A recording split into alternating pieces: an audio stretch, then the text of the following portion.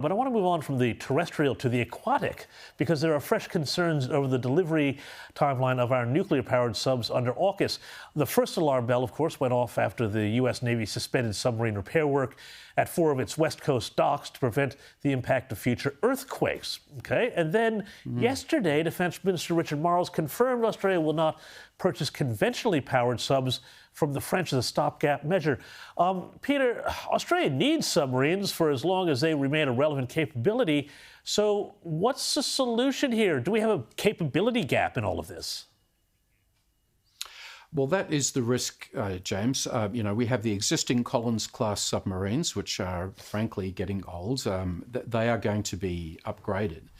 But at this stage, no one can have certainty about the time gap that might exist between the last of those Collins submarines retiring and the first of the nuclear-propelled submarines arriving sometime in the later 2030s.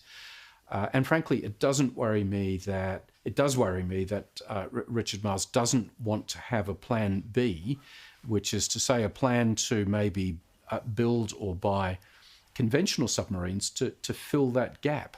What we're seeing here is a sort of a return to a fairly normal way of defence doing business, which is that you have one best shot. There's one project which you're going to deliver and that's going to be successful. That's what we had with the French submarine until that got killed by Scott Morrison. Now with AUKUS, we're going to have the one best shot strategy, which is the nuclear submarines, which we may or may not see in 15 years' time or more, and nothing in between. It's almost like having a plan B is going to do damage to the first plan. That's a risk to me.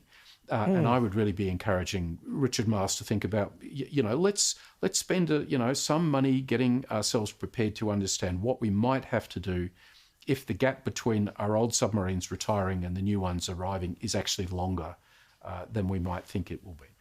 Finally, Peter, before I let you go, I just need to ask you about this. Finally, the Australian government has said that individuals who are involved with human rights breaches in Iran and Myanmar will be subject to all sorts of sanctions and travel bans. Now, I say this is about time, but should we be doing, and in fact, actually the West be doing more, particularly for, say, the people in Iran who have been under that hideous totalitarian regime since I think 1979? 79. Yeah, we should have done more and earlier, but I'm glad the government is doing what's been announced. And James, just quickly to say, the government is in a position to do this because of legislation that was promoted by the late Senator Kimberley Kitching.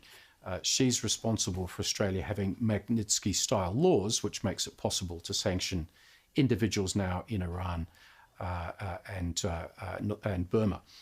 And so all credit to her for thinking ahead and giving our government the capacity to do that sort of thing. Well, that's a great reminder of the legacy of Kimberley Kitching, who is still much missed. But Peter Jennings, thank you so much for your time this evening.